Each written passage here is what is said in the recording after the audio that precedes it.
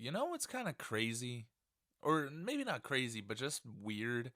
And like I know why they do it, and it's purely to cash out on the name, but you ever notice how Marvel recently has been reusing old titles of older storylines? Like DC does it too. You know, like they're doing Dark Crisis on Infinite Earths, which is just like Crisis on Infinite Earths. Um, but you know, at least they add the word dark to it.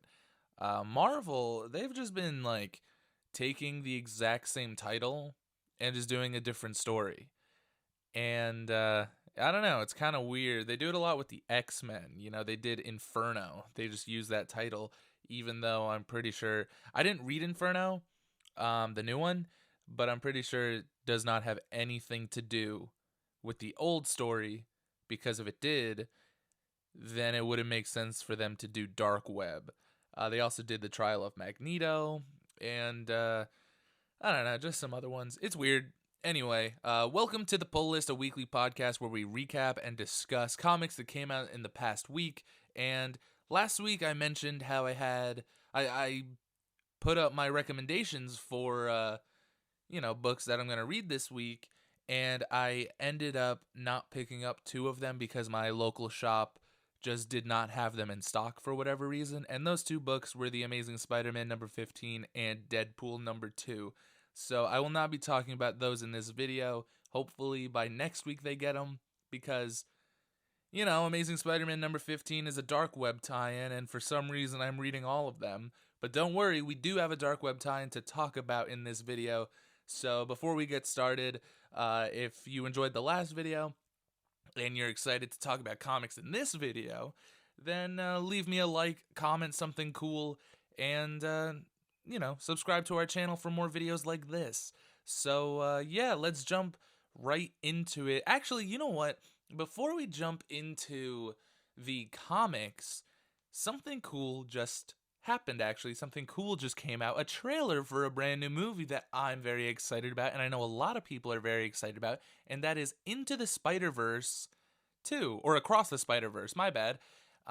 Yeah, the first trailer just dropped, and I want to talk about it really quick. It came out on Tuesday, I believe, Tuesday the 13th, and I watched it, and it's very short, but it's very cool. I think it's gonna be really, really cool. I love Into the Spider Verse. I think it is a phenomenal movie. I love Miles Morales in that movie, and Peter B. Parker and Spider Gwen. So I'm happy that they're coming back for this one. Plus a whole bunch of new multiversal Spider-Man. You know, we got Spider-Man 2099, and just from the trailer alone, it looks like there is just an insane amount of Spider-Man in this movie. I saw the PS4 Spider-Man. I saw the bombastic Bagman, which was really cool. And yeah, I can't wait to see this movie. I know it comes out next year, I think June of 2023. And the Spot is apparently the main villain, which I think just makes so much sense. You know, he's pretty much just a man who can open up portals, so he should be like always be the main multiverse Marvel villain. You know, give him something cool to do. But yeah, I think that's all my thoughts on the Spider-Verse trailer. Some other trailers did come out. Guardians of the Galaxy Volume 3 came out like 2 weeks ago, as well as Transformers Rise of the Beasts.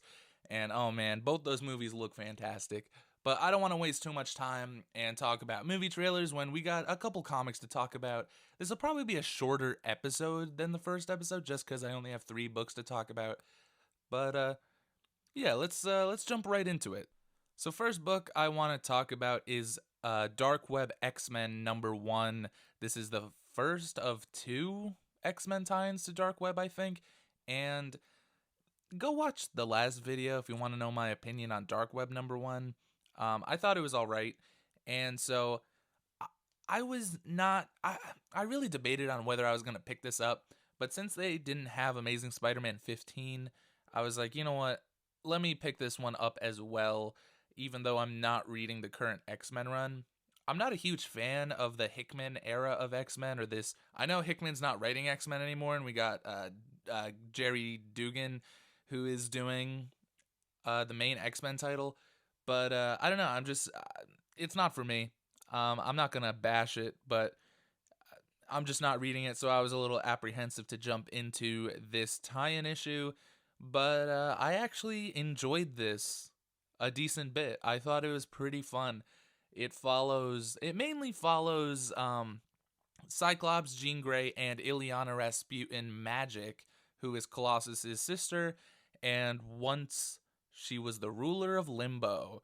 But now Madeline Pryor, the clone of Jean Grey, is the ruler of Limbo, and she is doing Inferno Part 2.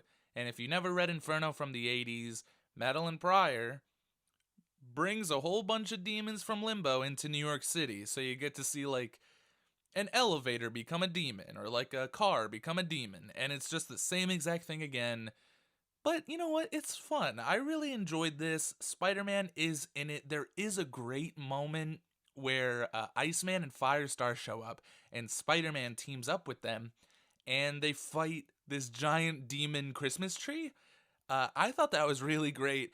If you are a fan of the amazing Spider-Man and His Amazing Friends, that old cartoon, then that is straight up just a reference to that. It's awesome. It's fun. I also want to mention the art in this book because I thought the art was fantastic. The artist on this book is Rod Rice, who did the art for the New Mutants during the Hickman era, and it's great.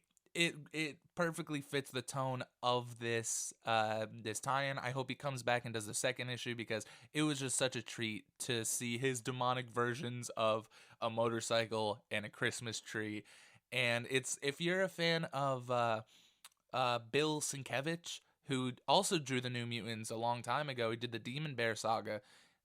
Rod Rice's art is very similar and harkens back to Sienkiewicz's art. So I thought that was great. I thought it was a very fun issue. I thoroughly enjoyed it the entire time I was reading it. I don't think it was great, but I really did enjoy it. Overall, I don't know. I think this whole Inferno ripoff is kind of just lackluster. I don't really understand why they're gonna do it again, but I don't know. I think this issue was pretty fun, and I will definitely keep reading. Also, Forge is in it. I love Forge, and I know he is becoming a bigger character in the main X-Men run. Good. Forge is awesome. He deserves so much more respect than he gets, and he does do some cool stuff in this book. So I definitely recommend Dark Web X-Men #1, which is very surprising. So next book we're going to talk about is The Invincible Iron Man #1 by Jerry Dugan and Juan Frigeri. I don't know how to say that last name. I very much apologize. But I really enjoyed this. I am not the world's biggest Iron Man fan, but the previous run by Christopher Cantwell, I think that's his name. I know I should have looked it up, but I did not. I love his previous run. It was fantastic. And so now we got Jerry Dugan's take on Iron Man, and it's very fun. The art is really great. It honestly, man, like I said, I'm not a big Iron Man fan, but these last couple runs and this first issue here, it's very enjoyable. Tony Stark's life is just terrible now. He's not a billionaire anymore. He's living in a really crappy apartment until his apartment's destroyed. He thinks someone's trying to kill him. Everyone kind of hates Iron Man, which is kind of crazy.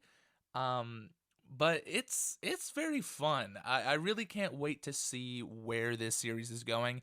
I should also mention Dark Web X-Men #1 is $3.99 and Invincible Iron Man #1 is $4.99. This issue is a little bit bigger. You get a good bang for your buck, I'd say. There is a lot in this story, but it doesn't feel bloated. It's very cool. I can't wait to see where this goes. There's a very fun action sequence between Iron Man and this giant robot. And without spoiling anything, again, I definitely recommend this run. I think it's a lot of fun so far. And I know it's only issue 1, so it's a little too early to say if it's good, but I think issue 1 was. So if you like Iron Man or if you want to get into Iron Man, maybe check this one out. And now the time has come, the final book I picked up this week. Actually, before I get into it, there were a couple books that I did want to pick up just because, they didn't have Deadpool and they didn't have Amazing Spider-Man. I really wanted to pick up Gargoyles #1. I should have. I don't know why I didn't. I love Gargoyles. If you've never watched Gargoyles, the old cartoon, go watch it. It's spectacular. Keith David plays Goliath, the leader of the Gargoyles. It's awesome. But I was gonna pick that up, but I didn't. And there were a few other things that I wanted to pick up, but I knew no matter what, if I only had to buy one book, it was this one, and it was Batman Spawn by Todd McFarlane and Greg Capullo. I was so excited about this. And I love Batman. I love Spawn. We talked a little bit about it in the first episode of the pull list. And this book is $6.99. It is, I'd say it's about 50 pages. I think it is 50 pages. And it does say Batman Spawn #1, and it does kind of end off on a cliffhanger. So I'm really wondering if they're gonna do a second part of this, maybe a Spawn Batman. I don't really know. But without spoiling too much about this book, I read it. I don't really know what I read, but I did read it. It was interesting. And I hate to say that because it makes it sound like it's bad and I didn't like it. I did like it.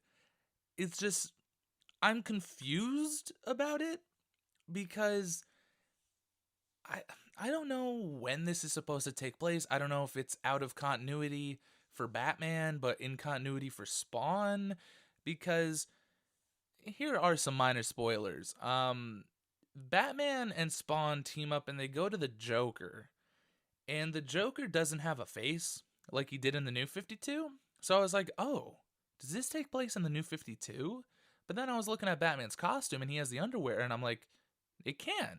Batman didn't have the underwear in the New 52. So it's like this weird nebulous time period for Batman, but it is definitely current for Spawn because there's like the gunslinger Spawn and all that stuff. Like, he mentions them. They are in the book like as little, like they don't physically show up, but you know, you see their Greg Capullo draws them. You know, there's a scene where Batman and Spawn are both mentioning their partners and their armies, as they say, and you see Nightwing and Batgirl and Damian. And then Spawn, you see like Gunslinger Spawn and all the other ones. I'm not reading the current Spawn run, so I don't really know anything that's going on. And I don't really know what's going on with the Joker right now, so maybe he doesn't have a face again, but I feel like he definitely does. So, anyway, besides all that, the plot of this book is weird, and I might have to reread it again because I really don't know what happened in it. Batman and Spawn meet up with each other, and they fight, and then Spawn teleports away at the end. Like, no, there's a lot of things that do happen in it. They make this point to say Spawn's or Al Simmons' wife Wanda and Bruce's parents were both killed the same day at the same time, which is just like weird. Like, I don't know. There's a lot of weird things in this book, and the way it's written, Todd, I really, it feels a little decompressed. It feels like it should have been more than just 50 pages. Because I feel like Todd had a lot of ideas that he wanted to do, but then he had to really, rush through them. But that being said, the things that do happen in this book, the main antagonists of this book are the Court of Owls, which again I thought was really weird. But it's cool. It's cool seeing Batman and Spawn team up and, well, first fight each other and then team up to fight the Court of Owls, or this Talon. And the Talon has a new design, and it's Greg Capullo drawing it, so the art is spectacular. It really is. And I definitely recommend it for the art alone. I think the story is a little weak, but it's fun. It's a lot of fun. It's not what I expected. I didn't expect the Court of Owls to be in it, but they are. So if you like the Court of Owls, then that's something that's cool. I love the Court of Owls, but I think it's better that they show up very sparingly, and I know they do, but I don't know. I feel like the Court of Owls is a good like one and done idea instead of characters to keep bringing back. But yeah, so I think that's all I'm gonna say about Batman Spawn. Overall, I enjoyed it. I don't want to, like I said, I didn't want to get into spoilers because I do want people to read it. But it is definitely a peculiar book. It is definitely cool. The covers are great. The interior art is great, and there are a lot of cool story elements that are really great. There's this scene, the scene with the Joker, where Spawn and Batman go to the Joker, and he takes off his face, so you just see like the muscle, and it's just disgusting, disgustingly beautiful to look at because it's Greg Capullo, but disgusting nonetheless. But overall, I thought it was cool. I thought it was. I gotta say I'm a little disappointed, but if they are gonna do like a Spawn Batman or a part two, then that would definitely be cool, and I would totally read it. This is the part of the show where I'm going to recommend things that I think you guys should pick up next week, and I'm going to add The Amazing Spider-Man number 15 and Deadpool number 2 to this list because I couldn't pick them up this week. But coming out next week of December 21st, we have a couple cool things, mostly DC, at least for me. Dark Crisis on Infinite Earths number 7 is coming out. Price tag is $5.99. I believe this is the final issue of that. So yeah, we're definitely gonna pick that up, talk about it. Deceased War of the Undead Gods number 5 is coming out at $3.99. And I love Deceased. I love the first two books, and I'm really enjoying this new one, so I can't wait to pick that up as well. Nightwing 99 coming in at $3.99. This series has been spectacular. Tom Taylor, Bruno Redondo, amazing. So much fun, and it's almost at issue 100, and I cannot wait to keep reading this. And the final thing I'm going to pick up is Titans United Blood Pact number 4 at $3.99. This series has been really interesting. It's like a alternate universe of the Titans where Raven has taken over instead of Brother Blood. It's definitely interesting. It's a cool story. Tim Drake is like the main character of the book. I definitely recommend it. I recommend all these actually, including the books that I read this week. So yeah, overall, I think that's just about everything that I'm gonna talk about this week. So hopefully you enjoyed this video. I definitely, man, I definitely recommend Batman Spawn. You know, I was so excited, and I am disappointed, but I do recommend it. But anyway, thank you all so much for watching. It really means a lot to me. I love doing this new podcast. I love this channel just in general. So if you like this episode, if you like this show we're doing, let me know. Leave us some comments. Give this video a like, and definitely subscribe to our channel, The Long Box, for more content like this. And I hope you all enjoyed the newest episode of Off the Shelf, which was X-Men Days of Future Past. And yeah, I think that just about wraps everything up.